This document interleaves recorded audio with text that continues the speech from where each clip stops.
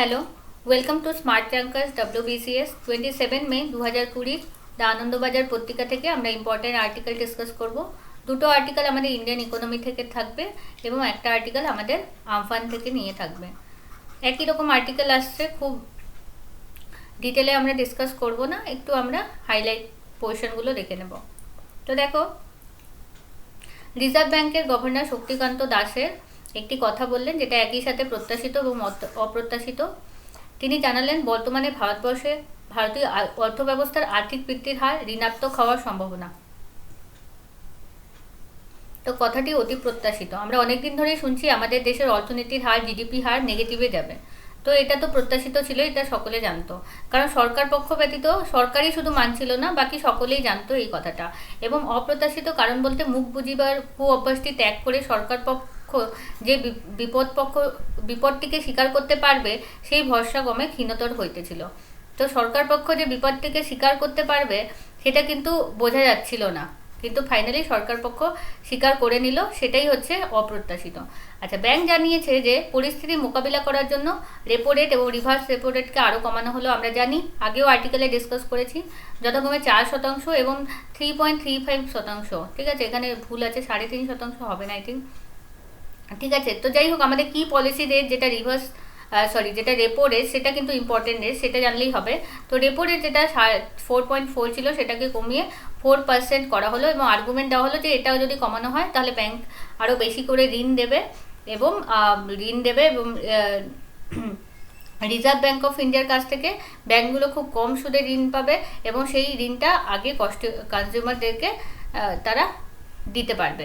এবং সুদের হার কার্যত মূল্যস্ফীতির হারের কম হলো। ইভেন সুদের হার মূল্যস্ফীতি যত হয় আমাদের জেনারেল থাকে, তার থেকেও কম হয়ে গেল, যেটাকে বলা হয় ঋণাত্মক সুদের হার। ভারতে এটাও অভূতপূর্ব, এরকম কিন্তু জেনারেলি হয় না। এখন প্রশ্ন হলো, এরকম ঐতিহাসিক সিদ্ধান্ত কোনো লাভ হবে কি নিয়ে? কেন্দ্রীয় অর্থমন্ত্রক ও রিজার্ভ ব্যাংক, মানে ফিনান্স মিনিস্ট্রি এবং রিজার্ভ ব্যাংক অর্থনীতির উভয় পরিচালকেরই বিশ্বাস হচ্ছে যে ঋণের ব্যবস্থা হলেই অর্থব্যবস্থা ঘুরে দাঁড়াবে। কিন্তু এটা কতটা প্র্যাকটিক্যাল, এটা নিয়ে এখানে আলোচনা হয়েছে যে ঋণ শুধু দিয়ে দিলেই কি আমাদের অর্থব্যবস্থার চাকাটা ঘুরে দাঁড়াবে, আবার থেকে ইকোনমিক অ্যাক্টিভিটি শুরু হয়ে যাবে, এটা কি ঠিক? তো অর্থমন্ত্রী যেমন তার প্রাণ প্যাকেজে ভরে দিয়েছেন সহজলভ্য ঋণের হিসেবে, সস্তায় ঋণ পেলেই ব্যবসায়ীরা নতুন লগ্নি করবেন, এই আশায় রিজার্ভ ব্যাংকের সুদ কমানোর সিদ্ধান্ত কি যুক্তিক্রমও অনুরূপ। তো এই যে রিজার্ভ ব্যাংকের সুদ কমালো, সেটা এই জন্যই কমানো হলো যাতে ব্যবসায়ীরা আরও কী করতে পারবে, বেশি করে ঋণ নিতে পারবে, তারা কম সুদে ঋণ নিতে পারবে ব্যাংকগুলির কাছ থেকে। কারণ যখন ব্যাংক কম ঋণে টাকা পাবে রিজার্ভ ব্যাংক অফ ইন্ডিয়া থেকে, তখন ব্যবসায়ীদেরকেও কম ঋণেই টাকাটা ধার দেবে। তো সেক্ষেত্রে আরও বেশি করে ঋণ নেবে এবং ব্যবসায়ীরা নতুন লগ্নি করবে। এবং অর্থমন্ত্রীও যেই প্যাকেজ ভরে দিয়েছে, সেখানেও সহজলভ্য ঋণের কথাই বলা হয়েছে। সস্তায় ঋণ পেলে নাকি ব্যবসায়ীরা নতুন করে লগ্নি করবেন এবং আমাদের অর্থনীতি অ্যাক্টিভিটি বাড়বে। এক, ঋণ সহজলভ্য হয়, লগ্নি ও ভোগ ব্যয়, যেটা কনসামশন, সেটা দুটোই বাড়বে। এবং দুই, সঞ্চয় যেহেতু অলাভজনক হলো, সঞ্চয় যেহেতু আর লাভ হবে না সঞ্চয় করে, ফলে লোকে টাকা না জমায় ভোগ ব্যয় খরচ করবে, কনজামশন বেশি করবে এবং বাজারে শেষ পর্যন্ত ডিমান্ড বাড়বে, সেই ডিমান্ড থেকেই সাপ্লাই বাড়বে এবং প্রোডাকশন বাড়বে। কিন্তু এই আশার গোড়াই গলদ রয়েছে। এগুলো যে আশা করে এত কিছু করা হচ্ছে, তাতেই গলদ রয়েছে। যখন অদূর ভবিষ্যতে আয় অতি অনিশ্চিত, যখন আয়েরই কোনো নিশ্চয়তা নেই, অদূর ভবিষ্যতে কোথায় থেকে আয় হবে, তখন মানুষ খড়কুটোকেও আঁকড়িয়ে ধরতে চায়। সুদ কম মিলছে বলে ভোগ ব্যয় হাতের টাকা উড়িয়ে দেবে, এমন শিকাগো স্কুলের জার্নালিতে দীক্ষিত মানুষের সন্ধান অর্থশাস্ত্রের কেতাবের বাইরে মেলা ভার। ঠিক আছে, তো এরকম হয় না যে মানুষের কোথাও থেকে টাকা ইনকাম হচ্ছে না এবং যেটা ভোগ ব্যয়ের হাতের টাকা আছে, যেটুকু পড়ে আছে, সেটাকে উড়িয়ে দেবে, এরকম হয় না। তো এরকম হলে সংকট হতে মুক্তি তাহলে কোন পথে হবে? দেখা যাচ্ছে যে কেন্দ্রীয় সরকার, রিজার্ভ ব্যাংক ব্যতীত সকলেরই এই প্রশ্নের উত্তরে একমত, কি মানুষের হাতে নগদ টাকা তুলে দেওয়াই একমাত্র পথ। তো সকলেই বলছে নগদ টাকা যদি মানুষের হাতে তুলে দেওয়া হয় এই সময়, তাহলেই একমাত্র পথ থাকবে। এই যে ঋণ নিয়ে মানুষ যে খরচা করবে, সেরকম হয় না। যখন ইনকামের কোনো সার্টেনিটি নেই, ইনকামেই কোথাও কোনো উৎস নেই যে ইনকাম হবে অদূর ভবিষ্যতে, তাহলে কোথা থেকে আর তারা ঋণ নিবে? ঋণটাও তো শোধ করতে হবে, তাই না? তো একটাই উপায় আছে, সবাই যেটা বলছে যে মানুষের হাতে নগদ টাকা তুলে দিতে হবে, সেটাই একমাত্র অভিজিৎ বিনায়ক বন্দ্যোপাধ্যায় নোবেল ইকোনমিক্সের যে নোবেল পুরস্কার পেয়েছেন, এবং রঘুরাম রাজন, মানে অভিজিৎ বিনায়ক বন্দ্যোপাধ্যায় থেকে রঘুরাম রাজন সব প্রথম সারির অর্থশাস্ত্রী এমন কথা বলছেন, তেমনি দেশের বিরোধী দলগুলো এই প্রশ্নে একমত, এই কথাটাই যে মানুষের হাতে টাকা তুলে দিতে হবে। আয় যেখানে অনিশ্চিত বা বন্ধ, সেখানে বাজারের চাহিদা ফিরাতে হলে মানুষের ক্রয় ক্ষমতা বাড়াতেই হবে। এই কথাটি রকেট বিজ্ঞান নয়, বুঝতে নিতান্ত নারাজ না হলে বোঝা অত্যন্ত সহজ। তো লেখক এখানে বোঝাতে চাইছেন এটার মধ্যে কোনো রকেট সায়েন্স নেই, এটা তো সহজেই সহজেই বোধগম্য হওয়া উচিত যে আয় যেখানে অনিশ্চিত বা বন্ধ, কোথাও আয় হচ্ছে না, এবং বাজারে যদি চাহিদা ফেরাতে হয়, ডিমান্ড আনতে হয়, তাহলে অবশ্যই মানুষের ক্রয় ক্ষমতা বাড়াতে হবে। এবং মানুষের ক্রয় ক্ষমতা বাড়ানোর একমাত্র উপায় এই মুহূর্তে যেটা বলা হচ্ছে সেটা হচ্ছে সরাসরি নগদ টাকা তাদের হাতে অ্যাভেল করানো। বাজারে চাহিদা ফিরলে লগ্নিকারীরা নিজস্ব তাগিদেই ব্যবসা বাড়াতে চাইবেন, এবং তার ফলে যখন নগদ টাকা বাড়বে, ক্রয় ক্ষমতা বাড়বে, তখন বাজারে ডিমান্ড সৃষ্টি হবে, চাহিদা বাড়বে, এবং চাহিদা ফিরলে লগ্নিকারীরা তাহলে সাপ্লাই করবেন, সাপ্লাই দিতে অ্যাক্টিভেট হবেন, এবং নিজস্ব তাগিদেই তারা ব্যবসা বা ট্রেড বা সার্ভিসেস বাড়াতে যাবে, এবং তার জন্য তারা ঋণও লইবেন। তাহলে ওই যে ঋণের যে প্যাকেজ দেওয়া হয়েছে যদি তার থেকে যদি বেনিফিট নিতে হয়, তাহলে সবার আগে তো মানুষের হাতে নগদ টাকাটাই দিতে হবে। তো কেন্দ্রীয় সরকার ঘোড়ার আগে গাড়ি জোড়ার পরিশ্রম করতেছে, শুধু সেটুকুই নয়, একটি জরুরি অস্ত্রেরও অপচয় করছে। তো এই অস্ত্রের এই রেপো রেট এগুলো করার দরকার ছিল না। সুতরাং এই জিনিসটাকে এখানে লেখক বলছেন উল্টো পথ হচ্ছে। আর রিজার্ভ ব্যাংকের সুদ কমানোর ক্ষমতার একটা সীমা আছে। এই সীমা বাজারে চাহিদা বাড়ার পর যখন সত্যই লোকে ঋণ নিতে আগ্রহী হবে, সুদ কমানোর অস্ত্রটি ততদিন অবধি বাঁচিয়ে রাখিলেই লাভ বেশি হতো, তাই না? এই মুহূর্তে একমাত্র কর্তব্য ছিল রাজস্ব ব্যয়। তো এই সময় রেভিনিউ এক্সপেন্ডিচার বা গভর্নমেন্ট এক্সপেন্ডিচার বাড়ানোই কিন্তু দরকার ছিল, রেদার এই সুদ কমানো, রিজার্ভ ব্যাংকের রেপো রেট কমানো। যখন মার্কেটে চাহিদা বৃদ্ধি পেত ঋণের, তখনই তারা কমাতো। এরকম তো না এখনই বাড়াতে হবে, যখন তখন সেটা বাড়ানো যায়, এরকম না কোনো যে এই সময় বাড়াতে হবে, ঠিক আছে? তো এটাই লেখক বলছেন যে এখনই সেটা না কমিয়ে বরং যদি গভর্নমেন্ট এক্সপেন্ডিচার করা হতো, তাহলে বাজারে ডিমান্ড, লোকের হাতে টাকা হতো, তারা ডিমান্ড করতো, এবং অটোমেটিক তখন বিভিন্ন ব্যবসা তারা লগ্নি করার জন্য উৎসুক হতো এবং ঋণ নিত, তখন ঋণের দর না হয় কমানো যেত। কিন্তু যেহেতু ভোগ ব্যয় ধাক্কা খাচ্ছে, নতুন লগ্নি কার্যত বন্ধ, রপ্তানি বাজারও স্তীমিত বন্ধ, ফলে জিডিপি বাড়ার একমাত্র পথ সরকারি ব্যয় বৃদ্ধি। তো একমাত্র গভর্নমেন্ট এক্সপেন্ডিচারকেই এখানে লেখক কিন্তু সবথেকে বড় অস্ত্র বলেছেন।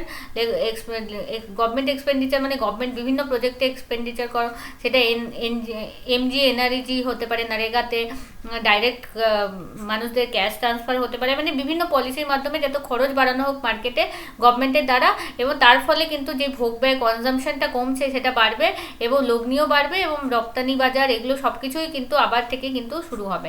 আর হিসাব বলছে জিডিপির বৃদ্ধির হারকে যদি শূন্যে আটকে রাখতে হয়, তার জন্য অতিরিক্ত সরকারি ব্যয় হিসাবে বর্তমান জিডিপির অন্তত 5% ব্যয় করা প্রয়োজন।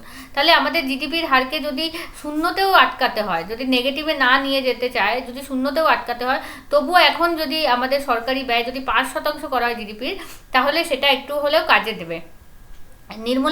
নির্মলা সীতারামনের প্যাকেজ খাতা কলমে জিডিপির যেটা 10%, কিন্তু তাতে প্রকৃত ব্যয়ের পরিমাণ 2 লক্ষ কোটি টাকা, অর্থাৎ জিডিপির 1% কোটি ছড়াইবে কিনা তাতে সন্দেহ। সেই গল্পগাছায় তাদের রাজনীতি উপকার হতে পারে, কিন্তু অর্থনীতিতে চিরা ভিজবে না, এই কথাটি স্বীকার করিয়ে নিয়ে এবার প্রকৃত ব্যয় বৃদ্ধির কথা কিন্তু ভাবা প্রয়োজন, তাই না? এটাই কিন্তু বলা হয়েছে। নেক্সট আমরা চলে যাব এবার নেক্সট আর্টিকেলে, তবুও প্রশ্ন। এটা হচ্ছে আমপান নিয়ে একটা আর্টিকেল। তো দেখো, আমপান তুল্য বিপর্যয় পশ্চিমবঙ্গ কিন্তু আগে দেখেনি। আগে এরকম বিপর্যয় এসেছে, কিন্তু এর তাণ্ডবটা যত হলো, এর যতটা পাওয়ার ছিল এই ঝড়ের ক্ষতি করার, সেটা কিন্তু এরকম কিন্তু পশ্চিমবঙ্গ আগে দেখেনি। বিধ্বস্ত জেলাগুলি সর্বাঙ্গে সেই মহাপ্রলয়ের ক্ষত। কলিকাতাতেও এখন যে বিধ্বস্ত জেলাগুলো আমরা দেখতে পাচ্ছি, সেগুলো কিন্তু তারই দৃশ্য সেটা দেখায়। মূল সমস্যা বিদ্যুৎ সংযোগ নিয়ে, এবং সবথেকে মূল সমস্যা যেটা হয়েছে সেটা বিদ্যুৎ সংযোগ নিয়ে। তো এরকম পরীক্ষায় আসতে পারে যে বিদ্যুৎ সংযোগ নিয়ে কি প্রবলেম হয়েছিল পুরো কলকাতা সহ গোটা আমাদের দক্ষিণের জেলাগুলোতে আমফানের পরবর্তী সময়, সেটা নিয়ে তোমরা কিছু একটা লেখো, বা লেটার লিখতে আসতে পারে সিইসিকে, বিদ্যুৎ বন্টন সংস্থাকে, কি তাড়াতাড়ি আপনারা দিন, কি কি প্রবলেম হচ্ছে সেটা জানিয়ে তার কিছু সলিউশন দেওয়া যেতে পারে। তো সেক্ষেত্রে আমাদের এটা ইম্পর্টেন্ট হতে পারে। সত্য যে ইতিমধ্যে শহরের বিদ্যুৎ পরিষেবা প্রায় স্বাভাবিক হয়ে গেছে। তো ইতিমধ্যে শহরের যেটা বিদ্যুৎ পরিষেবা সেটা এখন স্বাভাবিক হয়েছে, কিন্তু বেশ কিছু এলাকাতে এখনও অন্ধকারে। এবং এটাও সত্য যে বিদ্যুৎ সরবরাহকারী সংস্থার কর্মীরা উদয়াস্ত খাটিতেছেন, এটা কিন্তু না মানলে হয় না। কারণ এখন যখন স্বাভাবিক টাইমে যখন তাদেরকে একটা দুটো কাজ করতে হয়, এখন সবসময় তাদেরকে সব জায়গায় কাজ করতে হয়, কারণ আমরা জানি কতগুলো খুঁটি উপড়ে গেছে, তার ছিঁড়ে গেছে। তো বিদ্যুৎ সরবরাহকারী সংস্থার কর্মীরা উদয়াস্ত এখন খাটছেন, চেষ্টা করছেন স্বাভাবিক অবস্থায় এই বিদ্যুৎ ব্যবস্থাকে ফিরিয়ে আনতে পুরো রাজ্যের। ঠিক আছে, তবুও কিন্তু গুরুতর প্রশ্ন কিন্তু থেকেই যায়। বিদ্যুৎ সরবরাহ চালু করতে যদি দেরিও হয়, গ্রাহকদের ফোন না ধরা একটি মস্ত গাফিলতি হয়ে গিয়েছে। গ্রাহকদের কিন্তু ফোন ধরা হচ্ছে না, সেখানে গাফিলতি থাকছে। বহু গ্রাহকেরই অভিযোগ কি সিএসসি মানে কলকাতা যেটা ইলেকট্রিসিটি যেটা বোর্ড রয়েছে, মানে ইলেকট্রিসিটি সাপ্লাই করে, সিএসসির, ঠিক আছে, কল সেন্টারে ফোন করেও কথা বলা সম্ভব হচ্ছে না। ফলে মানুষের মনে উদ্বিগ্নতা বাড়ছে। দীর্ঘক্ষণ বিদ্যুৎ সংযোগ বিচ্ছিন্ন থাকলে নাগরিকরা সবতা উদ্বিগ্ন হবেনি, এবং সেই উদ্বেগ নিরসন দায়টি কিন্তু সংস্থার উপরেই বর্তায়, তাই না? সেই যে উদ্বেগ, তাকে তো ডিল করতে হবে, তাদেরকে বলতে হবে আচ্ছা এখানে আমরা কাজ করছি, এতক্ষণের মধ্যে আপনার দিয়ে নেব। এটাতেও কিন্তু মানুষের স্বস্তি। এখানে কি হচ্ছে, ঘন্টার পর ঘন্টা মানুষ, দিনের পর দিন মানুষ কি হচ্ছে, অনিশ্চয়তায় দিন কাটাচ্ছে কখন বিদ্যুৎ আসবে। এবং সংস্থার কল সেন্টারে অধিকতর কর্মী নিয়োগ, সংবাদপত্রে বিজ্ঞাপন, বিভিন্ন পথে গ্রাহকদের অসুস্থ করার উপায় সিএসসি ছিল। সিএসসি কিন্তু করতে পারতো যে সংস্থার কল সেন্টারে একটু বেশি কর্মী নিয়োগ করে দিত, সংবাদপত্রে বিজ্ঞাপন দিয়ে বলতে পারতো কোথায় কি প্রবলেম হচ্ছে, কখন কি সারানো হবে ব্যবস্থা, এবং বিভিন্ন পথে গ্রাহকদের অসুস্থ করবার উপায় বা দায়িত্ব কিন্তু সিএসসির ছিল, তাই না? উচ্চপদস্থ কর্তারা বিভিন্ন এলাকাগুলিতে যাইতে পারতে নিবেন, গাছ কাটতে সময় লাগতে পারে, তার জুড়িতেও সময় লাগতে পারে, কিন্তু তাকে ডিল করার মতো একটা প্রপার ম্যানেজমেন্ট হওয়া উচিত ছিল। কিন্তু এই বিপর্যস্ত সময় মানুষকে আশ্বস্ত করা প্রয়োজন, এই কথাটি ভাবতে এক সপ্তাহ সময় লাগলো কেন? মানুষের যে একটা আশ্বাসনও দরকার যে বিদ্যুৎ কখন হবে না হবে, আসবে কি পরিস্থিতি, সেটারও কিন্তু দরকার হয়, তাই না? তো ঝড়ে ক্ষতিগ্রস্ত হয়েছে ওভারহেড তার, সংবাদে প্রকাশ কলকাতার বহু অঞ্চলে সিএসসির বিদ্যুৎ পরিবাহী তার ভূগর্ভস্থ হলেও শহরতলিতে এখনও ওভারহেড তারেরই কাজ চলছে। ঠিক আছে, মানে অনেক তার কিন্তু ভূগর্ভস্থ হলেও ওভারহেড তারেই কিন্তু এখন কাজ চলছে শহরতলিগুলোতে এখনও ওভারহেড তারেই কিন্তু কাজ চলছে। এবার যে সংস্থার উপর মহানগরে বিদ্যুৎ সরবরাহের দায়িত্ব ন্যস্ত, সেই সংস্থার পরিকাঠামোতে এহেন খামতি শহরের উদ্বেগ বাড়াবেই। ঠিক আছে, তো যার এটা দায়িত্ব ছিল, বিদ্যুৎ সরবরাহের দায়িত্ব, তার যদি পরিকাঠামোতে এরকম প্রবলেম থাকে, তারা না টাইমলি ঠিক করতে পারছে, তাদের কর্মী নিয়োগ যথাযথ সব জায়গায় করতে পারছে না, তাছাড়া মানুষের যে উদ্বিগ্নতা সেটাকেও ডিল করতে পারছে না। তো বিদ্যুৎ সরবরাহের পরিকাঠামো নির্মাণ বহু ব্যয় সাপেক্ষ কাজ। তো পুরো পরিকাঠামোকে রিনিউ করার জন্য বিদ্যুৎ ব্যবস্থার মানে ভূগর্ভস্থ করার জন্য, তাই না? যেমন ওভারহেড তার থাকলে সেগুলো ছিঁড়ে যাওয়ার ভয় থাকে, কিন্তু তারগুলো যদি ভূগর্ভস্থ থাকে তাহলে কিন্তু সেগুলো থেকে ক্ষয়ক্ষতির সম্ভাবনা কম থাকে এই ঝড় টরের মধ্যে, তাই না? তো কিন্তু ক্ষেত্রটি চরিত্র এমন যে তাতে পরিষেবা দিতে চাইলে এই ব্যয়ভার বহন করা ভিন্ন উপায়ন্তর নেই। কিন্তু এখন এই ব্যয় সাপেক্ষ কাজ পরিকাঠামো নির্মাণ, আবার থেকে সব পরিকাঠামো নির্মাণ করতে হচ্ছে। আর এখন ক্ষেত্রটির চরিত্র এমনই হয়েছে যে পরিষেবা দিতে চাইলে এই ব্যয়ভার বহন করা ছাড়া আর কোনো উপায়ই নেই। এই দুর্যোগে আরও একটি কথা প্রকট হয়ে উঠল, বিপর্যয় মোকাবিলার ক্ষেত্রে যথেষ্ট পরিকল্পনা ও প্রস্তুতির তো অভাব ছিলই, তাই না? এই যে বিপর্যয় হতে পারে, এরকম একটা ঝড় আসতে পারে, তারপরে বিদ্যুৎ এরকম চলে যেতে পারে, এতগুলো মানে খুঁটি টুটি উড়ে মানে তার ফাল ছিঁড়ে যেতে পারে, তার ফলে যে একটা পরিকল্পনা নিতে হবে, আগে থেকে প্রস্তুতি নিতে হবে, তার কিন্তু একটা অভাব ছিলই। এই কাজগুলি ততখানি ব্যয় সাপেক্ষও নয় এবং ততখানিও ব্যয় সাপেক্ষ নয়, কিন্তু তার জন্য গয়ঙ্গচ্ছ মানসিকতাটি ত্যাগ করা প্রয়োজন। গয়ঙ্গচ্ছ মানসিকতা মানে গা ছাড়া মনোভাবটাই ত্যাগ করা প্রয়োজন। যে ঝড় আছড়ে পড়ার পূর্বে 5-6 দিন সময় দিয়েছে, তার ধাক্কাও সামলাতে না পারলে বুঝতে হয় গোড়ায় গলদ থাকিয়াই গেছে। তো এখানেও আমরা দেখো ইকোনমিতে পড়লাম গোড়ায় গলদ, এখানেই গোড়ায় গলদ, কারণ 5-6 দিন আগে থেকে যখন এত ব্যবস্থা নেওয়া হচ্ছে, এত আগে থেকেই সবাই ফোরকাস্ট করা হয়ে গেছে যে এই ঝড়টি কিন্তু খুব ভয়ানক হতেই পারে। তো তার ফলে কিন্তু আগে থেকে এই যে ঝড়ের ধাক্কা যে সামলানোর যে মানসিকতা, সেটা কিন্তু তৈরি হয়নি, সেটাই এখানে বলা হয়েছে। তো গোড়াই গলদ ছিল। গত কয়েকদিনে চাপানুতরে একটি কথা কিন্তু বারংবার উঠে এসেছে, সিএসসি কলকাতা ও শহরতলিতে একচেটিয়া ব্যবসা করে থাকে, তাই না? তো সিএসসি কলকাতা এবং শহরতলিতে একচেটিয়া ব্যবসা করে থাকে। অর্থশাস্ত্রের ছাত্ররা জানেন, যে সকল বাণিজ্যিক ক্ষেত্রে প্রারম্ভিক ব্যয় বিপুল, সেই ক্ষেত্রগুলিতে একচেটিয়া অধিকার সৃষ্টি হয়, যাকে বলে ন্যাচারাল মনোপলি। তো এরা হচ্ছে ন্যাচারাল মনোপলি, কারণ তাদের প্রথম দিকে অনেক খরচা হয়েছিল সিএসসি কলকাতা, মানে যে যে বিদ্যুৎ বন্টন সংস্থা, কিন্তু পরে তাদের অনেক লাভ হয়, তাদের এত কাস্টমার বেস আছে, সবাই তাদের কাছ থেকে বিদ্যুৎ নিচ্ছে, ফলে তাদের প্রচুর লাভ হচ্ছে। ঠিক আছে, তো তাদের একচেটিয়া অধিকার এখানে আছে এবং তাদের ন্যাচারাল মনোপলি আছে। এবং উদাহরণ হিসাবে সব পাঠ্যপুস্তকে যে ক্ষেত্রটি উল্লেখ থাকে সেটা থাকে বিদ্যুৎ সরবরাহ, এবং বিদ্যুৎ সরবরাহ ব্যবস্থাকে মনোপলির এক্সাক্ট মানে প্রপার এক্সাম্পল বলা হয় মনোপলি ব্যবস্থার, মানে যেখানে একচেটিয়া ব্যবসা করে থাকে বিদ্যুৎ সরবরাহ কোম্পানিগুলো, তাই না? এহেন ক্ষেত্রে সরকারের একটি গুরুত্বপূর্ণ দায়িত্ব আছে, নজরদারির দায়িত্ব, নিয়ন্ত্রণের দায়িত্ব। তাই যেখানে একটাই মনোপলি, একটাই সংস্থা সে নিজের মতো করে ব্যবস্থা নিচ্ছে, তাহলে সরকার কিন্তু চাইলে ইজিলি সে তাদের উপর নজরদারি করতে পারে, নিয়ন্ত্রণ করতে পারে। ঠিক আছে, এবং সেটাকে ইমপ্রুভ করার জন্য কিন্তু প্রপার ব্যবস্থাও নিতে পারে। সরকারকে দেখতে হবে ন্যায্য পরিষেবা প্রদানের জন্য যেটা করা দরকার সংস্থাটি কি করতেছে কি না করলে তাকে বাধ্য করতে হবে, তাই না? কারণ তাদের মনোপলি আছে, তাদের সরকার অন্য জায়গা থেকে মানুষ বিদ্যুৎ নিচ্ছে না, সেখান থেকেই নিচ্ছে, ফলে তারা যদি সঠিক পথে কাজ না করে, এতজনকে যে হ্যাম্পার করতে পারে এই সময়, তাদেরকে যখন এই অধিকারটা দেওয়া হয়েছে, তাদের দায়িত্বও আছে। তো এই নজরদারি একটা নিরন্তর প্রক্রিয়া, এবং নিরন্তর সরকারকে এই প্রক্রিয়াটাই করতে হবে, নজরদারি করতে হবে। বিদ্যুৎ বিভ্রাটের এই ডামাডোলে মুখ্যমন্ত্রী স্বয়ং সিএসসি সদর দপ্তরে কিন্তু পৌঁছে গিয়েছিলেন, তাই না? এই যে বিদ্যুৎ বিভ্রাটের এই ডামাডোল পরিস্থিতিতে মুখ্যমন্ত্রী সিএসসি দপ্তরে পৌঁছে গিয়েছিলেন, তার জন্য শহরবাসী তার কাছে কৃতজ্ঞ, কিন্তু পরিস্থিতি সামলাতে তাকে সংস্থার দপ্তরে যেতে হলো, এটা বলিয়ে দেয় সমস্যা কতখানি গভীর। তাহলে সমস্যার গভীরতাটাই এত যে মুখ্যমন্ত্রীকে সিএসসি দপ্তর অবধি চলে যেতে হচ্ছে, তার মানে অনেক গভীর ছিল সমস্যা, যেটা সুরাহাও এখন অবধি হয়নি। আজকেও পেপারে আমরা পড়তে পারছি 5 দিন হলো এখনো কিছু কিছু জায়গা বাকি থেকে গেছে যেখানে এখনো বিদ্যুৎ আসেনি। ঠিক আছে, এখানে একটা রিপোর্ট হয়েছে, জাস্ট এইটুকু, 1 মিনিট লাগবে আমাদের বলতে।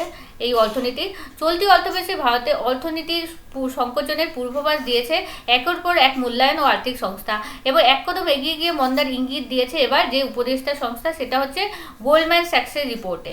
এবং মঙ্গলবার তারই উদ্বেগ বেরিয়ে আরেকটা রেটিং সংস্থা, যেটা CRISIL,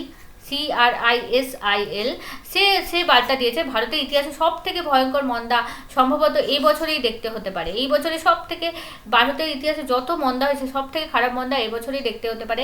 স্টেট ব্যাংকের গবেষণা শাখা ইকোর্যাপের রিপোর্ট জানিয়েছে, ঝিমিয়ে থাকা অর্থনীতির লকডাউনে পা রেখেছিল মার্চের শেষে, ফলে জানুয়ারি মার্চে বৃদ্ধির হার নামতে পারে 1.2%, অনেক কম। আর সব মিলিয়ে গত অর্থবর্ষে তা হতে পারে 4.2%। তবে অর্থনীতির বহর শূন্যের 6.8 নিচে, মানে -6.8%, শূন্যের 6.8% নিচে নামবে চলতি অর্থবর্ষে, যখন 2 মাস ধরে 4 দফার লকডাউন সইছে ভারত। রয়টার্সের সমীক্ষাও বলছে জানুয়ারি মার্চের বৃদ্ধির হার 2012 সালের পরের থেকে সবচেয়ে খারাপ, 2.1%। ক্রিসিলের মতে 28 এপ্রিল তারা যে চলতি অর্থবর্ষে 1.8% বৃদ্ধির পূর্বাভাস দিচ্ছিল, তার অবস্থা আরও পরে খারাপ হয়ে গেছে। তাই পূর্বাভাসে জিডিপি বৃদ্ধির হার এবার শূন্যের 5% নিচে নামিয়ে দিয়েছে, তাই না? তারা কি করেছে, 5%-এর নিচে নামিয়ে দিয়েছে জিডিপি বৃদ্ধির হার, শূন্যের থেকেও। সঙ্গে বলেছে অর্থবর্ষের প্রথম ত্রৈমাসিকে, মানে এপ্রিল থেকে জুন, জিডিপি সরাসরি কমবে 25%, অনেক কম। আসতে চলছে ঘোর আর্থিক মন্দা। তার ফলে বোঝা যাচ্ছে ঘোর আর্থিক মন্দা কিন্তু আমাদের রিসেশন আসতে চলেছে, রিসেশন যেটাকে আমরা বলি। ঠিক আছে, ঘোর আর্থিক মন্দা বা রিসেশন, ডিপ্রেশনও বলা হয় তাকে। আরও যখন খারাপ অবস্থা হয়ে যায় তখন তাকে ডিপ্রেশনে চলে গেছে ইকোনমি। এই জিনিসগুলো আমরা ইকোনমিতে পড়বো। তো যাই হোক, আজকের আর্টিকেলে এটাই ছিল। তোমরা ভিডিওটিকে লাইক করো এবং শেয়ার করে দাও, যাতে আমি কন্টিনিউয়াসলি ভিডিওগুলি তৈরি করতে পারি। Thank you.